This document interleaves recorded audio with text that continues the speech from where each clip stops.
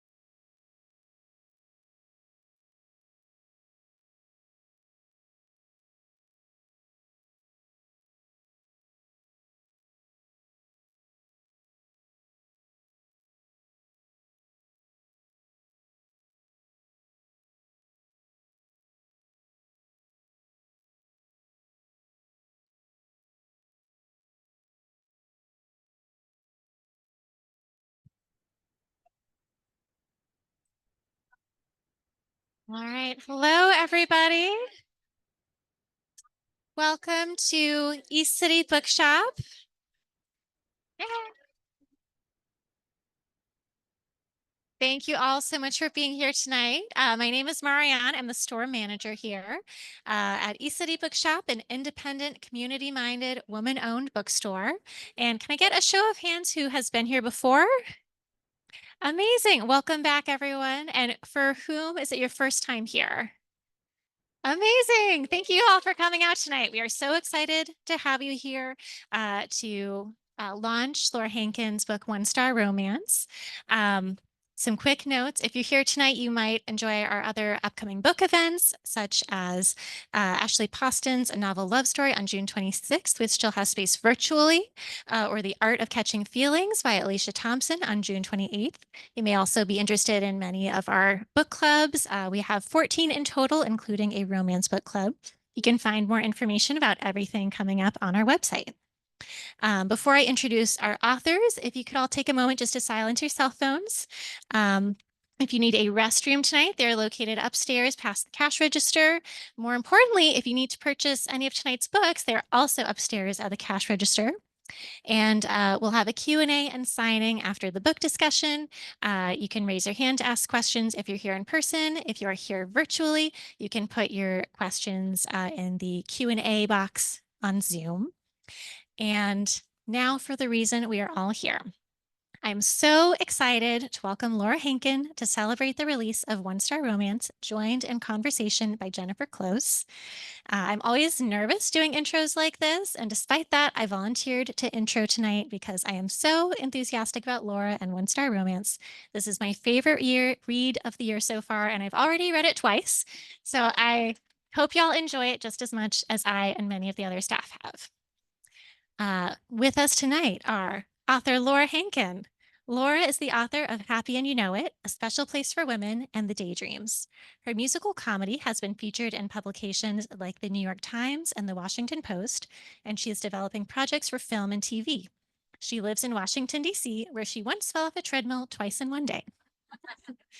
Joining Laura in conversation is Jennifer Close.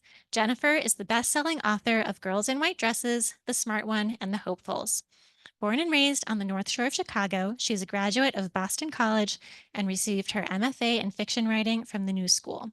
She now lives in Washington, D.C. and teaches creative writing at Catapult. Her latest book is Marrying the Ketchups. Please join me in giving a very warm welcome to Laura and Jennifer.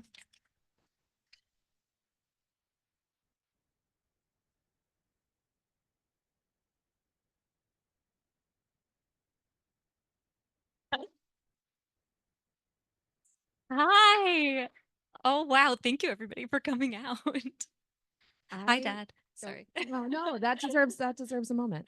Is this on? Yes. I am so happy to be here. That was such a beautiful intro. And I just said to Laura, what if I cry during your event? Because I love this book so much, and I can see why you would have read it more than once. I also just told Laura that I think it's my favorite. And then I said, I'm sorry, I feel rude to your other books. Like that made me feel bad. So I just want to talk a little bit about this book and then Laura. And since this is a romance, I wanted to talk about the meet cute that Laura and I had in our lives. Which is mostly just that I read her books before I met her, which is always a fun thing. And then I met her and was like, oh, you're just as delightful as I thought you would be. And the first time we went out together, we went to go get a drink. And I can't remember if you were talking about this book. I know you were talking about The Daydreams. I was so enthralled. I was just sitting there smiling at her like this. And I didn't notice there was a knife fight happening outside right next to us. I was just like, what else happens in the book? And then she was like, I think we need to go inside. And that's kind of what reading the book felt like, because I just was so happy to get back to this book. I cried just reading the acknowledgments before I even started it, but I laughed, I cried. 10 stars is what I would give it. And I'm just so excited for all of you. It's truly like the best summer read. I'm just really happy for all of you. So that being said, I want to start with my first favorite question, and then we're going to play a game because Laura is a master of events. But a question I always like asking people, and I just happen to know Laura has a great answer, is if you could just talk about sort of when the idea for this first came to you and how you got the idea for this. Yes, absolutely. So, this book is about a struggling writer who has to walk down the aisle at her best friend's wedding with a man who has given her book 1 star on Goodreads. And I got the idea because I had to walk down the aisle at my friend's wedding with a guy who had given my book 1 star on Goodreads. And we did not go on to fall in love. It turns out my husband has never given me 1 star on Goodreads. Well done. Yes, seriously. But I actually never even thought of it as being a good, setup for a rom-com because I was like, how rude. And then I one day just like made this little video on TikTok where I told the story of this having to, be at this wedding with this guy and how I handled it kind of poorly, getting drunk and going up to him on the dance floor, being like, "What would you rate my maid of honor toast?" um, people commented, being like, "Where is the romantic comedy of this?" And that's what really sparked the idea. That's what I was wondering. So how many years ago was this wedding? Oh God, 6 or 7 at Okay. this point. And you made the TikTok Like 3 years ago. Okay. I was just curious because I think there's some things that like you hang on to as a writer and you're like one day. And I love that you really were like, this is a hilarious story. And then they were told you, no, this is a book. And it is. Yeah. Amazing. Thank you. Well, should we play this game now? Oh, It's really fun. Because this book is about 1 star reviews, we thought that we would do a game, Guess the Classic Novel by a long dead author. We don't want to offend anybody. Which gets so offensive so fast. Oh, truly. From its 1 star Goodreads reviews. And after Laura sent this to me, I just went down a rabbit hole of my 1 star reviews. So I'm gonna read, although it is so funny because the best advice I ever got when reviews started coming in was another author said, go find your favorite book and read the 1 star reviews because there's always 1 star reviews. But I have one of my 1 star reviews, so Laura does not know what book this is from. So we'll show you how the game is played. Yes. I'm gonna read it and then Laura will guess. Yuck. No gays, lesbos, trans. Just not into that as a 70-year-old lady. Thank you. Marrying the Ketchups? Which is, I don't know what part she read. I'm not sure, but yes. Well done. Right. Well done. So that's how the game is played. Beautiful. All right. So to start off with an easy one, it's a little long, but I just loved it so much. The author strikes me as one of those people who would corner you at a party and talk incessantly about whaling, whale diet, whale etymology, and every other possible topic about whales so that you'd finally have to pretend to have to go to the bathroom just to get away from the crazy old man, only he'd follow you into the bathroom and keep talking to you about whales while peering over the side of the stall and trying to make eye contact with you the whole time. Any guesses? Yes. And oh, did you really? Was this your review?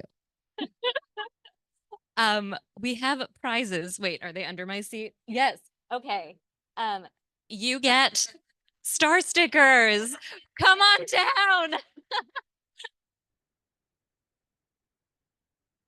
Okay, these get a little harder. Laura did a great job. So we're going to read one clue. If you think you know it, raise your hand. If not, we'll keep going. One clue, one review. Yeah. The first one is Jesus Christ, just have sex. Anybody got a guess? No. But that would be a good review. That's a great guess, though. Yeah. But then no, I'm not going to spoil Twilight.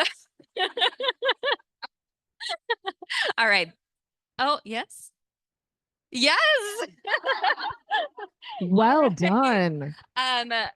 Would somebody pass these star stickers back? Thank you. Thanks, Laura. I do just want to say that the next one we wrote down was 345 pages of mind-numbing balls and dinner parties for Pride and Prejudice. Okay, next one. Skip this book. Just tell people you read it. Here's all you need to know. The main character says goddamn a lot, gets kicked out of school, and wears a stupid hat. Yeah.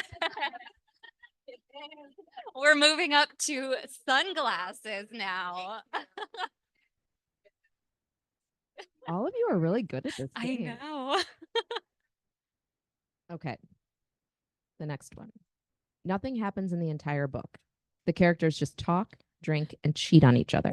I would rather have gotten a root canal than read this book. It was for class. These are hard, you guys. Okay, this last one is the hardest. So the prize is Jennifer Close's Marrying the Ketchups, And famously reviewed as yuck.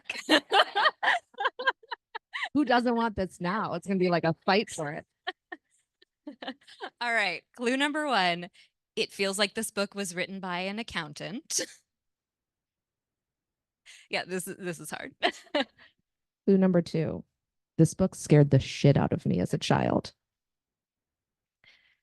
Clue number 3. Reading this book is like drowning in a huge bowl of oatmeal or mush if you must. Yes? Yes! Bravo. All right.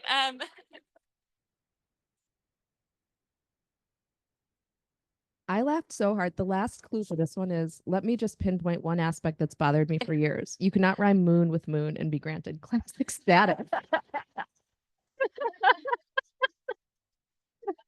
Oh, you can't please everyone. That's the theme of our book. Yes. Okay, I have some questions for Laura. I promise I will not cry. Oh, it's okay. No, it's okay. I have to say, I was so, every time I got to come back to this book, I was just happy. It's just lovely. Okay, so my first question is, this book is, would you say this is like firmly in the romance genre? I would. Okay. Although I would also say that it maybe more than some other romances focuses on the female friendships and like the self-discovery aspects. And the romance is very slow burn. Yeah. Okay. This brings me to the question. Did you hesitate at all? Because it's a little different from your books. I mean, it's still all like your funny dialogue. It's still very you. Like I would know this is your book. It's really funny. You just have some great lines that just are amazing. But did you hesitate at all about making this sort of more of a romance, or were you all in from the beginning? So I have always loved love stories and romances. I think from the time that I was a child, when I was reading books like Ella Enchanted or the Alana books, I was always like, give me kissing. Like when is it happening? And I always loved romantic comedies. But for whatever reason, I didn't write those types of books because I guess when I started, I was really interested in female friendship as a topic, or like these relationships between women who are thrown together. And it wasn't until the pandemic that I like really started reading a lot of romance as a genre and finding so much comfort in it. And I feel like I just kept trying to sneak more and more of a little like rom-com side plot into all of my books. And I just thought that my editor wouldn't be okay with me doing a full-on romance because it was different from what I'd done before. And then finally one day she was like, I see what you've been doing, like sneaking all these romances in. Have you ever thought about just writing a straight up romance? And I was like, yes. This moment where I just felt like I transformed into a whole new person, was like, this is who I am now and who I'm ready to be. That makes me so happy. And again, it's like so much, very much your voice. It's just like, yeah, you were following some little rules. What was the hardest part, if there was a hard part, about sort of getting into this? I think this book was like so joyful to write in so many ways. And I think I got to write the banter, which I had done in previous books, but just like really lean into it. Maybe this is weird to say, but an aspect that was a little bit scarier to me was like, what am I going to do in terms of the love scene? Like how spicy is this scene going to be?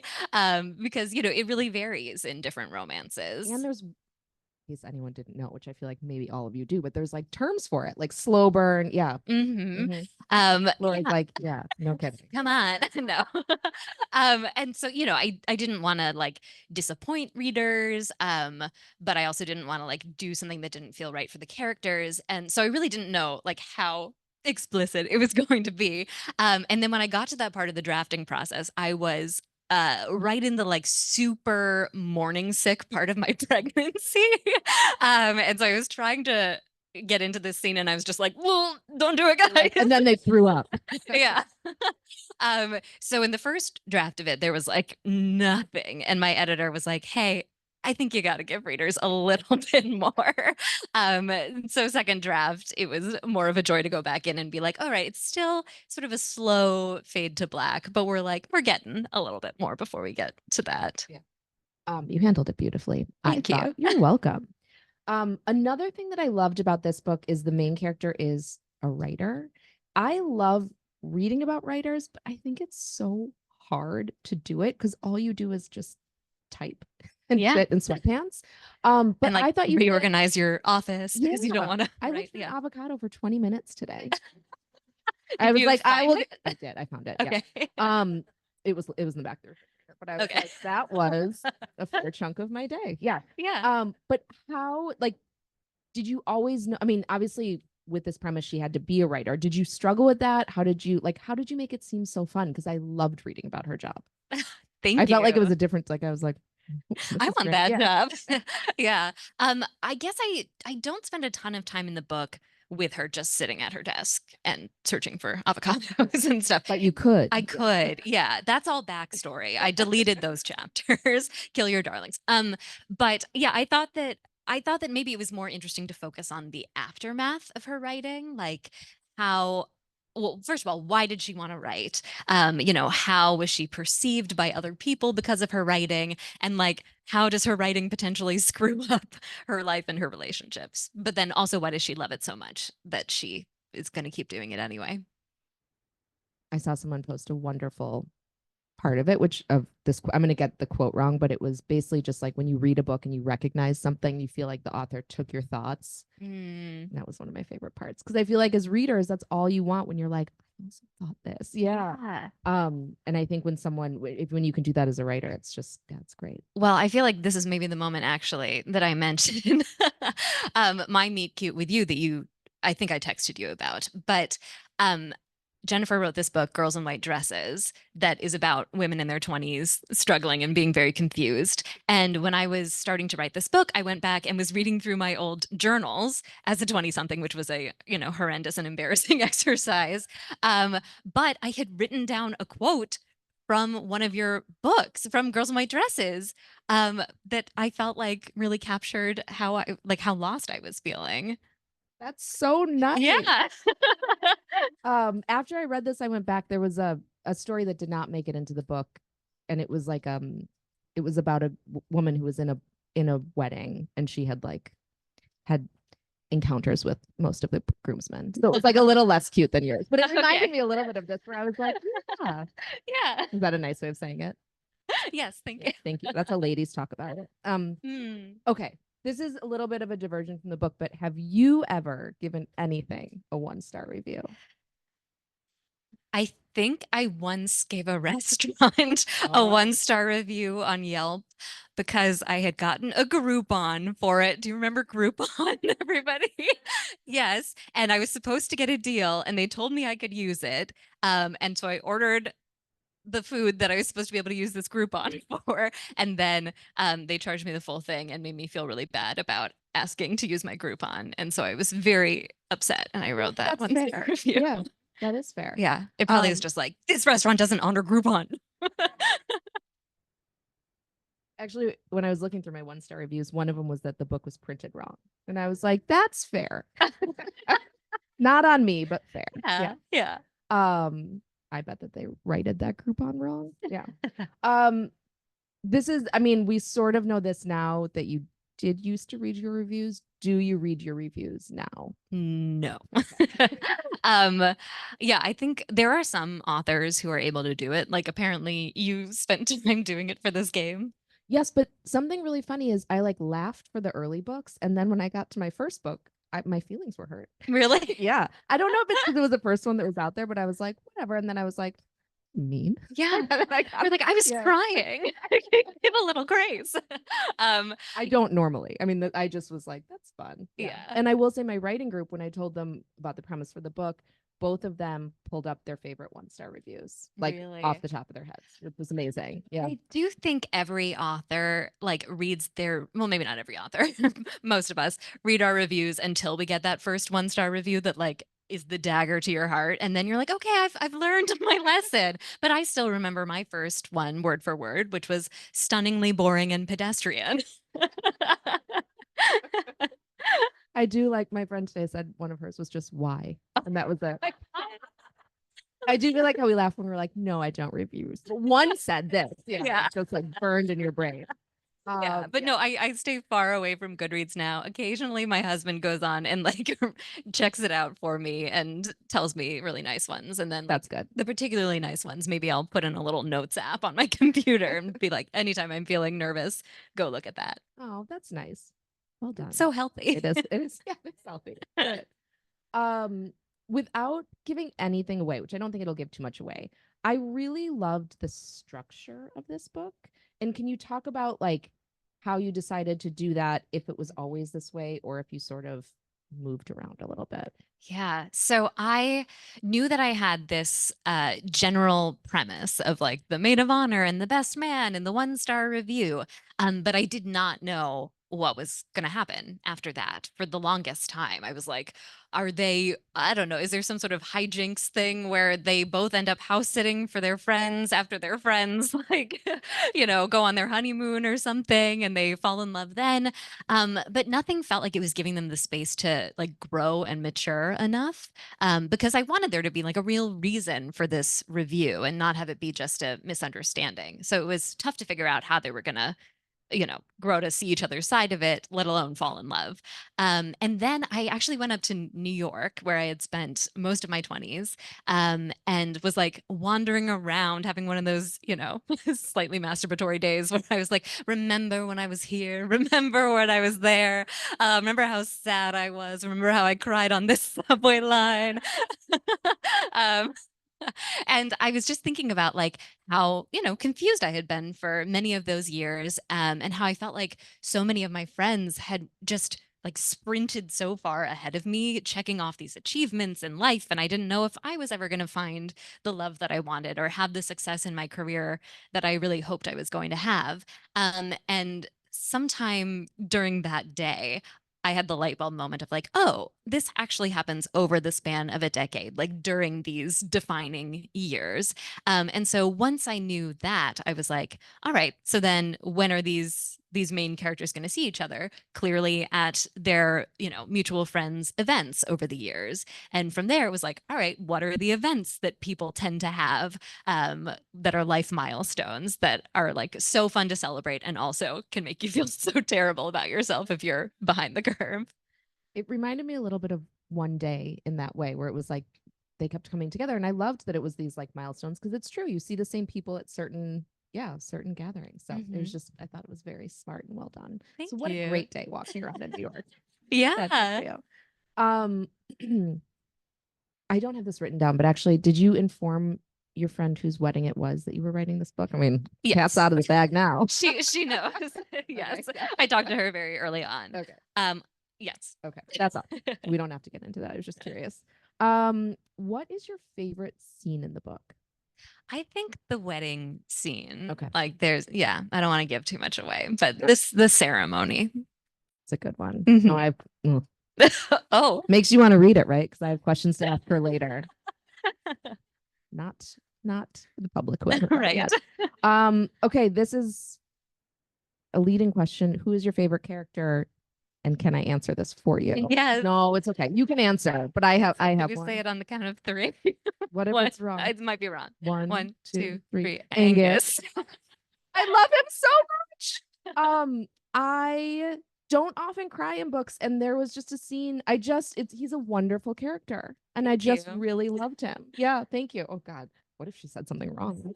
I know. I was like, I hate that character. Okay, that makes me happy.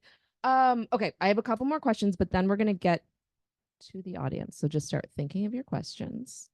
Looking at all of you. That's how I look at my GW class when I'm like, are you ready? Okay. But one thing that I always like, I feel like when I'm writing a book, and I think you do this too, like I think of books that are similar or that I kind of want it to be like. What was your like list of books that you thought would fit in the family with? So it's funny that you said one day Yeah. earlier, because that was one that I definitely went back and reread just structurally. I think ultimately there are some key differences, not to give away anything about either of those books. But yeah, I was like, oh, this book does such a good job of checking in with these two people one day, like the same day every year over the span of many years. And the characters are flawed and we watch them grow. And so that was very inspiring to me. I also, Dolly Alderton's Everything I Know About Love was such a good one when I was working on this. No, should. It's really good. Oh, okay. Also, all of her books are great, and I highly recommend. But the show is wonderful too. Yes. All right, good to know. Oh yeah, Pride and Prejudice. Apparently, this book's DNA is very British. Yeah, repression. Is that a terrible thing to say? Oh, I love that.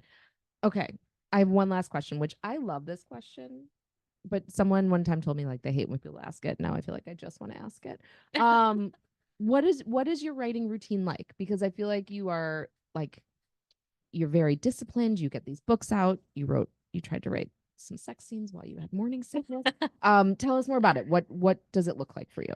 So it's definitely changed a bit now that I have a baby. But for the most part, I love to just like go on a big long walk in the morning and leave my phone at home and like have a gigantic cup of coffee and let my mind wander. And that feels like the most important part for me of any writing day. And then I usually come home and try to write about 1,000 words and try to remind myself that like it's okay if some of them are bad. And sometimes I am able to believe that, and sometimes I'm not. And then occasionally I'll be able to go away on like a little writing retreat. Like I'll get myself an Airbnb for a night or two. And I feel like that's where I just, pour out many thousands of words. Because Those are very dreamy writer things. Thank you. I feel like that's like I could see a movie about it. So yeah. What's your routine? I mean, there's coffee. Yeah. Yeah. There's a walk, but not first thing usually. Yeah. But yes, I mean, I don't know all of that. You just made it sound nicer. Like mine's, yeah. I like sit cross-legged in pajamas a lot of the time. Like, yeah. Okay. Amazing. Thank you. Thank you. Do we have any questions? Yes. Oh yeah. Okay, so there's a part of the book that deals with a celebrity ghostwriter. So if you could ghostwrite a celebrity's book, who would it be? Oh, this is, I'm going to repeat the question so that the online audience can hear it. This is a good one. Okay, there's a part of the book that deals with a celebrity ghostwriter. If you could write for a celebrity, who would it be? I think it would be Dolly Parton. Yeah, because I think she has a very interesting life. She'd be so fun to interview. Exactly. I feel like she would also take a lot of care of you. Yeah, I feel like the book would be done and you'd be like, I live here now. Yeah, exactly. And she'd be like, oh, honey, get out of my house, though, please. Yeah. That's a great answer. Yeah. Do you have one? No. Not to put you on the No, spot. now I'm like panicked. You know what? Taylor Swift. But she would write her own. And she wouldn't invite me to live with her, but I would probably try to anyway. Only because I'd be like, tell me what happened. Tell me what really happened. Yeah. Okay. Yeah. Great question. Who else? Don't be shy. Oh, sure. One of them being, if you could have the option to choose who you were casting in a film or TV adaptation of the book, do you have a dream? Oh man. Should I repeat this? Sure. Okay. If you could cast this for a TV or movie, who would be your dream cast? So I think there are a lot of possibilities. I will say some of the people's pictures that I looked at occasionally while writing this book. Zoe Deutsch for Natalie. I feel like she's just such a great rom-com heroine right now. Rob could go a lot of different ways. Maybe there's like a Dev Patel version. I don't know. Ooh, yeah. That got a good in the Yeah, crowd. yeah. I don't know. I never found like the Rob when I was searching for celebrities, and I did spend time Googling hot male That's work. celebrities in glasses. That's work. Yes, it is. Yeah, that could be Yeah, good. I Good think question. Gina Rodriguez for Gabby. I don't know who captures. That's a great one. Yeah, Oh, Angus. I don't know. I don't know. Yeah. They'll all have to audition. Mhm. So yeah, I'll be there. Clearly, I'm invested. yeah. Yeah. I have a question, but also for Angus, I was thinking of the guy who played Barbie, that in Barbie who played the husband of American Sierra for Oh, I think that's her real life husband. Yeah. Oh. Oh my gosh, I thought you were. yeah. Yeah, I could see that. I Yeah. thought you were going to say Michael Cera when you said Barbie, and I was like, maybe he was one of my first celebrity crushes. So I just thought he seemed so nice and like also slightly attainable. Yeah. You should review him. For the rest of your life, only one book. Oh. Oh my God. Maybe I Capture the Castle by Dodie Smith, which is I have a quote from it at the beginning of this book. It's such a beautiful coming of age story that I highly recommend. It's very charming. But it was I'm so sorry. Sorry. That was my job. I got knife fights. I could Yeah. do anything. I'm just smiling at her. The question was, if you could read one book for the rest of your life, what would it be? And that was Laura's answer. I Capture the Castle. Yeah. Sorry. See, I was just so into the question. I was so into it. Yeah. Amazing. Yes. So I also had a question about the celebrity ghostwriter. Where did the idea for that celebrity come from? Like, it was just such a nice addition to it, and it was so much fun. And if you like had someone, I'm not asking you to cast, but like, did you have someone in mind, or how did you decide to incorporate that? Oh, wait. Now I have to yes, do my yes, job. Okay. Sorry. I'm like, just a minute. The question is, did you have anyone in mind with the celebrity who she was a ghostwriter for? I agree that it was a great addition. It was just like a surprise, like a pop out of nowhere, and you're like, I didn't see this coming. Yes. So did you have anyone in mind as you were writing him? So he in the book is this like former teen star who was in this kind of action-y movie when he was younger and has since kind of faded a little bit into obscurity, and this is his comeback. I wonder if it was maybe a little bit of a hangover from the Daydream, which was about teen stars and just thinking about like a really good-natured guy who didn't have much to do all day besides go to the gym. Yeah. Thinking of the Daydreams, I noticed that there was a reference to the Daydreams, and now I'm like, is there a Laura Hankin extended? I love that. There was a reference to the Daydreams in here. Is there a Laura Hankin extended universe? I guess there is. I guess the daydreams do exist in these other worlds. Oh, I love that. Yeah. I'm glad you caught it. I originally was going to actually use their names, and then my agent was like, legally, you should consider not doing that because then somebody could claim that this was a sequel and try to like screw you out of rights or something. Yeah, I don't know. Interesting. I think just a little just in behind the case. scenes. Yeah. Good. Yes. So I'm a little bit behind where I normally am right now because a week after I finished the final draft of this, I had a baby. So yeah. Oh no, you didn't repeat the Oh my question. God. See? Just smiling like an audience member at you. Okay. The question is, what's up next for your writing? Um, yes, baby. But I'm working on a new book idea now, but it's early stages, but it's still in like the romantic comedy realm with an element of female friendship. And then there have been some fun like film scripts that I've been working on too. And we'll see if I can ever announce anything about them, but fingers crossed.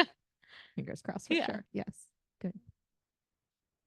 If you could pick a perfect setting for someone to sit and read your book, what would that setting be? Oh, great question. If you could pick a perfect setting for someone to sit and read your book, what would it be? Okay. Well, we are getting into summer, so I feel like the beach, the pool, those are very good. But the best answer to this question that I ever heard was Lupita Nyong'o has an answer where she's like, where I want to read is my friends and I all go to like a cabin in the woods to go skiing, and they go skiing. I don't ski. I sit in the cabin and I read my book by the fire. That's very cozy, and I Yeah. like it so much. Yeah. Yeah. Oh, I love that. Yeah. I will say I read it in air conditioning. I don't think I ever took it outside. It was, yeah, it was great. So anywhere. Thank you. Yeah. Am I ignoring this side? What other? Yes. Did you write it in air conditioning, or do you occasionally like have a specific place you love to write? Oh, great question. Did you Ooh. write it in air conditioning? Do you have a specific place you love to write? I like to write outside sometimes if it's like a nice day. RIP to Radici or Radiki. Ah, yes. Because that was like the perfect cafe right by here where I wrote a lot of this book. But when it's too hot, yes, air conditioning is good. Oh, somebody. Book is my book of the month. So I was just wondering what that process was like for you when you found out that you chose it. Oh, that's a good question because this audience member got it for the book of the month pick, which is very exciting. And she was wondering what the process was like when you found out all of that. So there's a lot of behind the scenes stuff that I don't even really know about in this like mysterious process of how my books get to them. And but I think that my publishing company sent it over and they considered it. And then I just got an email from my editor in at the beginning of April that was like all caps subject line, book of the month, baby. There were just a lot of exclamation points. Oh, that's such a happy email. Yeah. Because the book of the month community is so like wonderful and welcoming, and there are so many people in it. So it's just like a big sigh of relief finding out that it was picked for that. They are lovely. And I did not realize that they have so many guesses about what's coming out. Yeah. And they have like online forums to talk about it. Oh my Yeah. God. Yeah, there's a Online Reddit. forums. I'm like on the World Wide Yeah. Web. Yes. If you dial up your AOL, um, yeah, there's a Reddit subreddit about like people just guessing what book of the month is going to be, and I like went on it for a lot of May to be like, is anybody guessing one star romance? Did they? Yes, because then they released a clue and people were like, well, it's either this book or one star romance. I just want to see the user like LH202 being like, I heard this one's really good. Yeah. I hope it's that one. Would definitely put that in my box. Oh, good. Any other questions? Do we have any more online questions? If not, we can wrap up. I just feel like some people want to ask. No. No, that's it. Yeah. There's nothing more to say about the book. But thank you all. Oh, Yes. No, yes, Yeah. of course you did. But like I noticed, so I've read the book, and you deal with COVID-19 in the book, and I feel like it's an interesting choice authors are making whether or not they address the pandemic or not in the book. And was that something you considered or didn't consider? Anyway, Oh, yeah. this was actually one of my questions too that didn't make my list. So thank you. Because you do go over COVID time, and that is a good question. Did you consider setting it or just skipping over it, which you probably could have? Yeah. Or how did you come to decide to write about it? Yeah, I didn't want to for a while because I was like, nobody wants to read about that in a rom-com. And so I was like, maybe this book just takes place out of time. Like I just never say what years this is happening, but it does span a decade. And I didn't want these characters to go like too long without seeing each other at various points. And so finally I was like, I think I just got to do it. And the more that I thought about it, the more I realized that I could use it as like a way to force them together and then not mention it at all again, basically. So, that we are like living in this world where COVID is a thing, but it's not like every paragraph is like, and then they put on their masks and then they took their masks off so they could kiss. You know.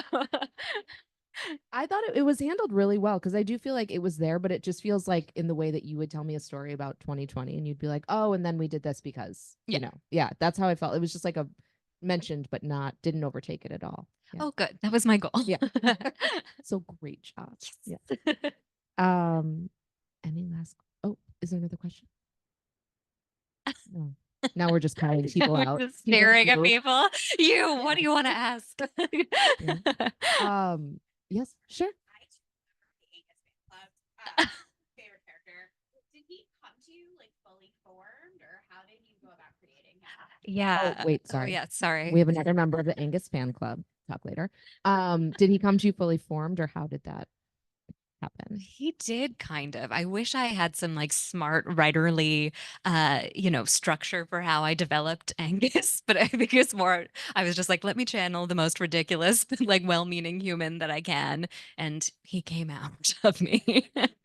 Yeah. Once I realized, he was related to the Futon King of New Jersey, that really opened him up. Yeah. I feel like from there on, you're like, he is who he is. Yeah. Amazing. Yes. Sure. How many of your characters are based on people you actually know, including yourself? How many of your characters are based on people you know, including yourself? I would say at this point, very few, except perhaps the main character in this book is a little bit rooted in me to start. I was talking with Dave, my husband, at one point, and I was like, "Oh, this character is not me at all." And he was like, "I was like, I think she's pretty tall." And Dave was like, "All right, who do you picture as playing her?" And I was like, "Zoe Deutsch." He looked her up. She's like 5'2". I'm 5'2". Or, Haley Lou Richardson, she's also 5'2". But I think personality wise, we actually do diverge a lot. And yeah, I feel like maybe a circumstance in real life, like walking down the aisle, inspires this book, but like this character, this male lead, is not at all based on that guy. I never want to be like making fun of anybody else in my writing unless it's myself. So yeah. Oh, one more Oh. question. Yes.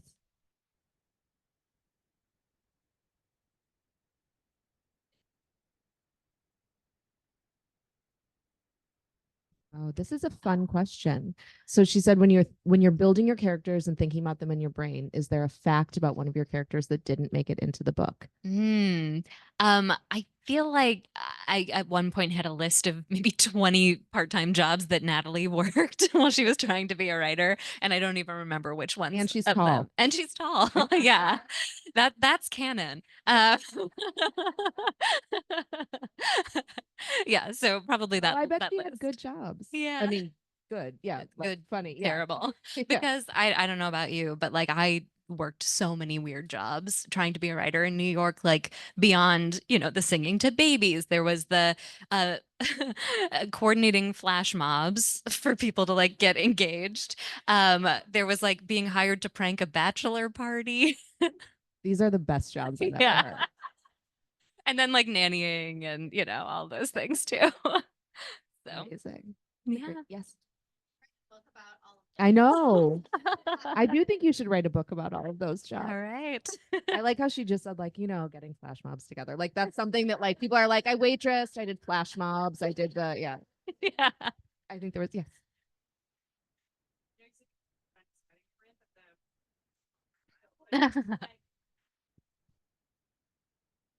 So Oh, this was a question about the inspiration of Rob. Mhm. Yes. I mean, what? Did he know about the book?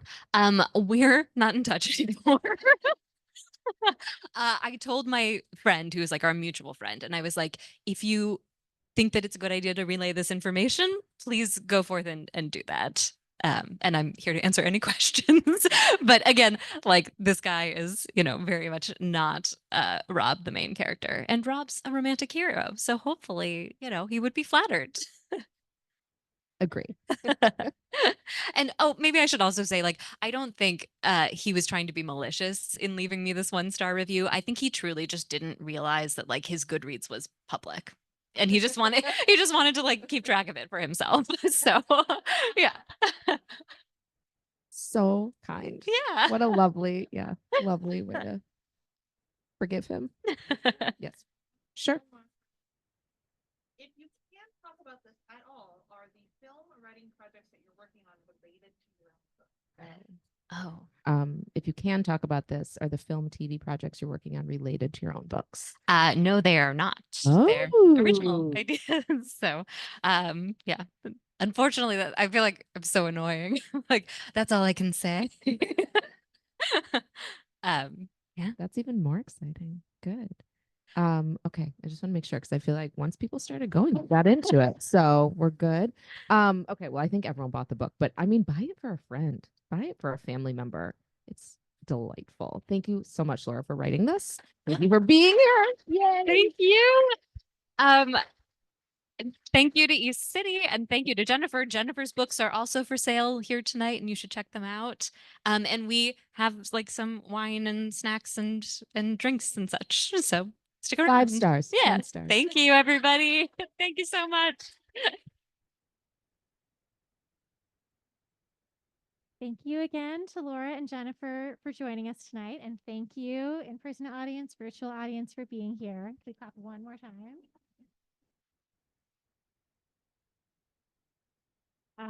We are just going to take a couple minutes to reset the space for a signing line and get out the aforementioned snacks and drinks.